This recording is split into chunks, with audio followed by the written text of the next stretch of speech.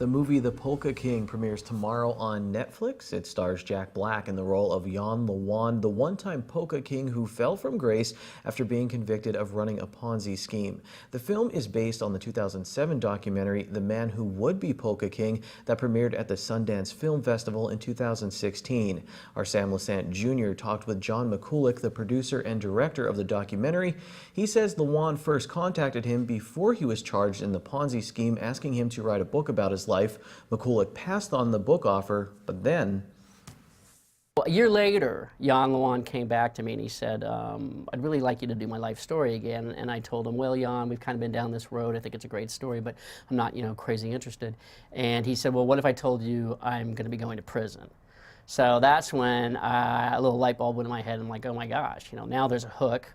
There's this rise and fall, and it becomes this kind of like, classic tragedy. So I spoke to some friends of mine, and they said, it might make a really good documentary. So I went back to Jan, and I said, instead of a book idea, I would be interested in doing a documentary about your story. And he agreed, and I said it had to be truthful, the good and the bad and the ugly. No sugarcoating it. And he, to his credit, agreed to that. And he gave me access to his family and people, and the ball kind of started rolling from there. Do you think Jan was sorry for what he did from interviewing him all those times? Yeah, I do. I always said, my take on this was always that Jan didn't go into this trying to commit a crime or with malicious intent.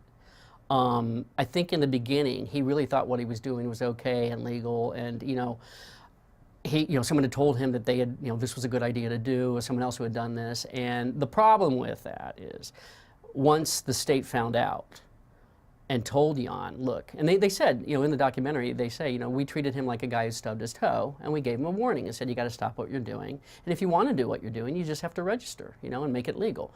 Well, Jan didn't do that. He shut down his one company and then just started up another company, and then for another 10 years did the same thing. And that's where he crossed the line, and that's where it became he knowingly was committing illegal activity.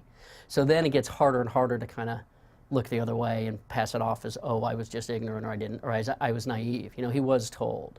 So I don't ever think he maliciously wanted to, wanted people to fail. I think he thought he can make it all work. But the problem is with Ponzi schemes, it never does, and it always comes crashing down, and that's the problem. And in the end, he got in too deep, and he had to keep swimming because he was going to sink. And he just thought hopefully some magic payday was going to come along and make it all go away, but that didn't happen. So your doc comes out, and what was the reaction, or how was it received? What did you do?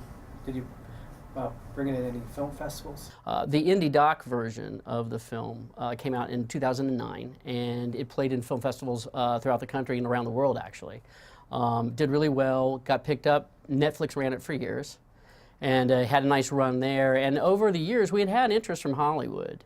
Several different producers were looking to actually option the rights to make it into a film. But it wasn't until this latest producer, David Permute, contacted us in 2013. He'd seen the film at a festival. He really enjoyed it, wanted to option the rights to see if he could make it into a movie. And we had nothing to lose. And then a year later, he came back to us and he said, I have Jack Black signed up to do it, which was pretty exciting. And that got the ball rolling. Once you get a star attached to a project, everything else seemed to fall in place.